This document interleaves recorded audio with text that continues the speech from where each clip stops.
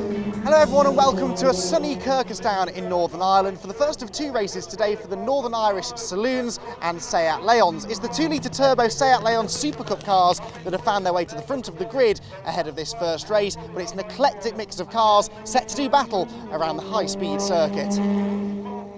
So cars lining up on the grid then. This is the order in which they'll line up, with the Seats at the front of that grid. Barry English on pole with Brian Berry alongside, and Darragh McMullen looking for a good start from row number 2. Then the Saloons, Matt Linus has Donald O'Neill alongside him, then Gavin Kilkey and Greer Ray. Johnny Smith and Keith Ray are on the 4th row, ahead of Neil McMullen, Luke Baxter and Graham McDonald, who did not set times in qualifying. Hopefully we'll see them out there at the back of the grid. So red lights go out then, away we go. The launch towards the first corner begins, and a brilliant start made from row number 2 of the grid there from our onboard camera car. That's Greer Ray, the rear-wheel drive BMW. He's up amongst the much quicker but front-wheel drive Seats. That rear-wheel drive BMW always does have an advantage off the line, but it was quicker away than even the other BMW, so Greer Ray gets the lead in the Saloons at the front of the Seat queue. I think it's still grid order, English, Berry and McMullen.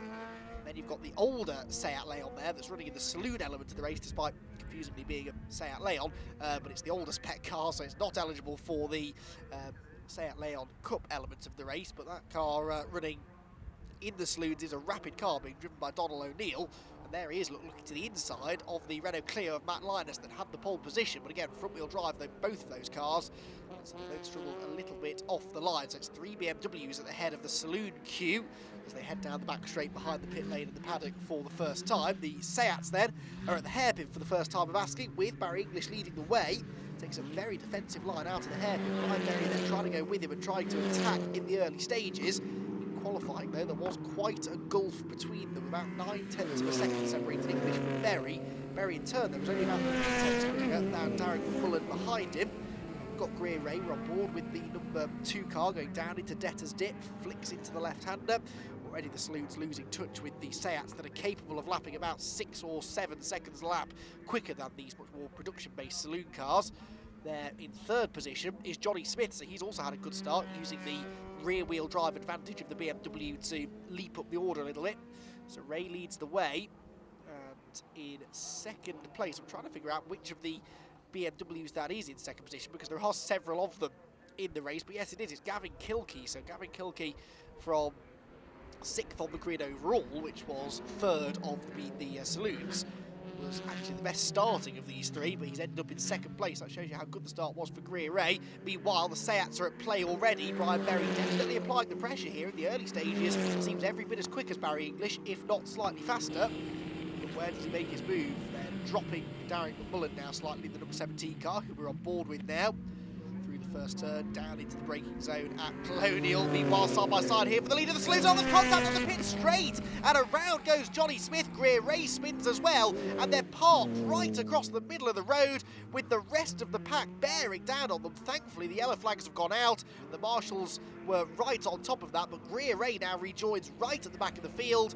Only 1 car behind him, and that will be Johnny Smith, and they both end up tangling whilst fighting for the race lead. That presumably now hands the race lead over to Gavin Kilkey, who was in between them somewhere, and this now I think becomes the fight for 2nd place, with the Renault Clio of Matt Linus, the pole sitter, back up into P2.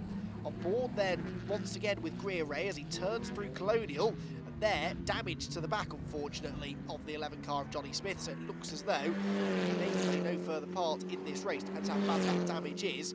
But Johnny Smith in strife then in the early stages. Seats back across the line, still very close together indeed between the top 2.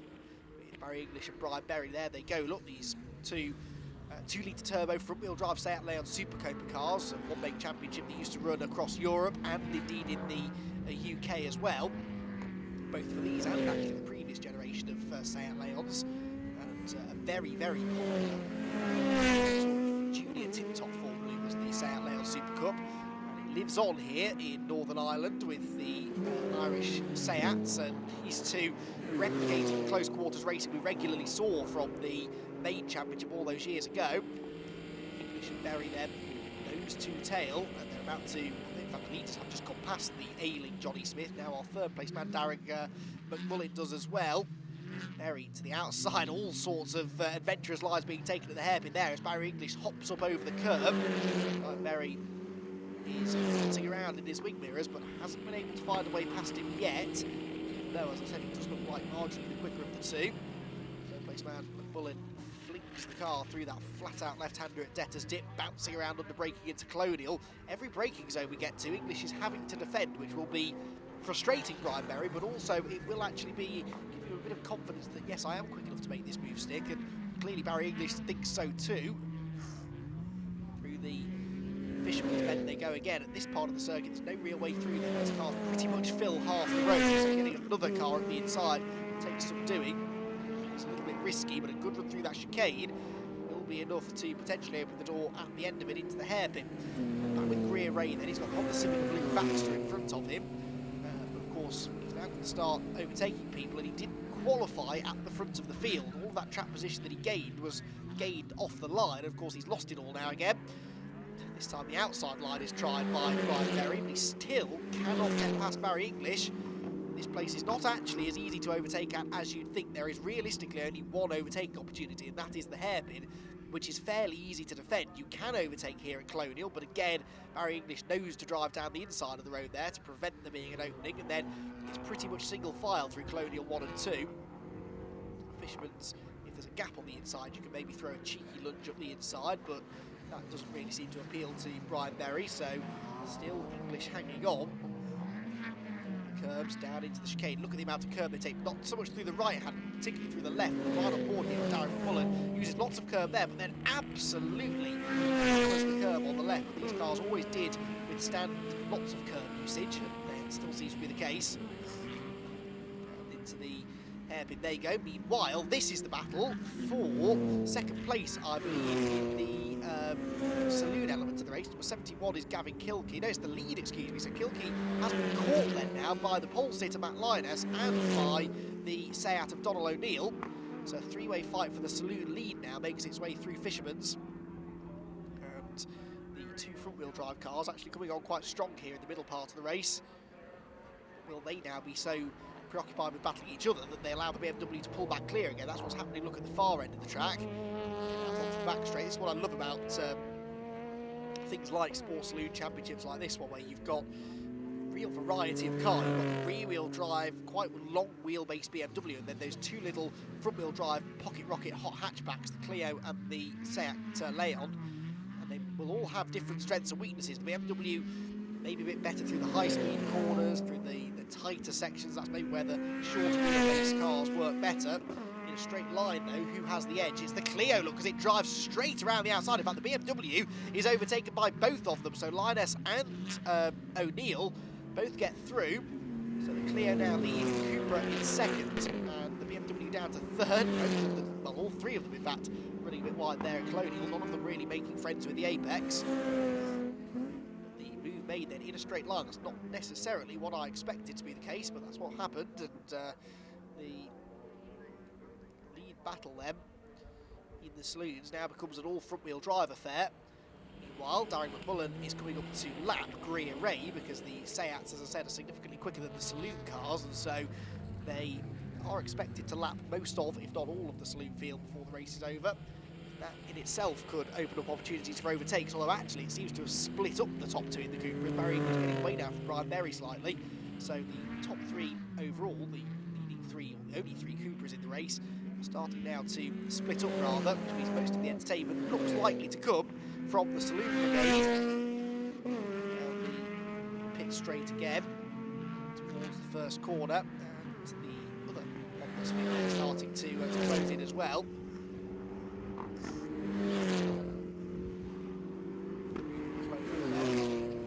To line this time for both of these two. They're really racing away now from Gavin Kilkey in the BMW.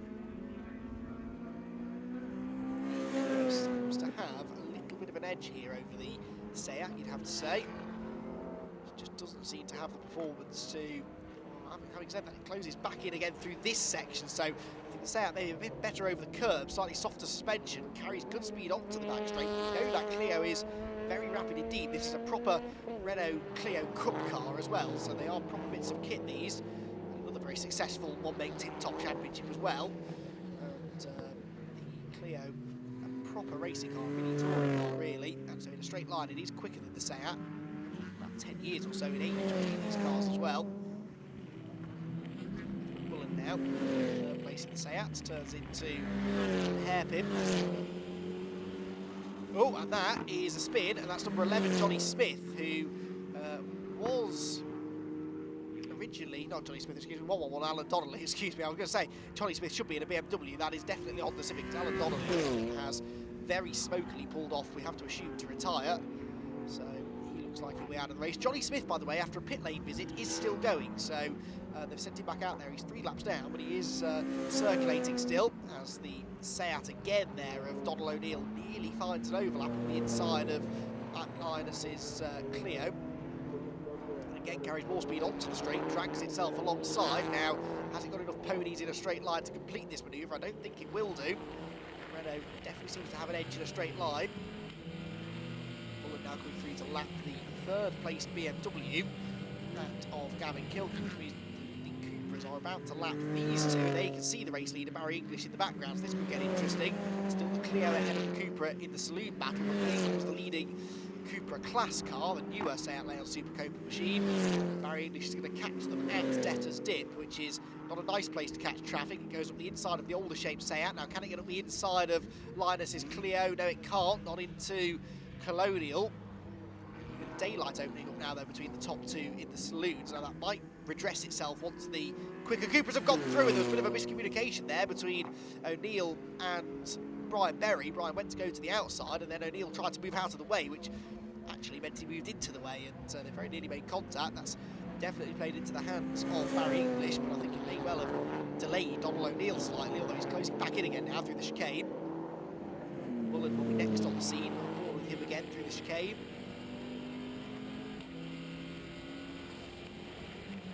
It's that 2-litre turbo engine just propelling it down this back straight at real breakneck speed.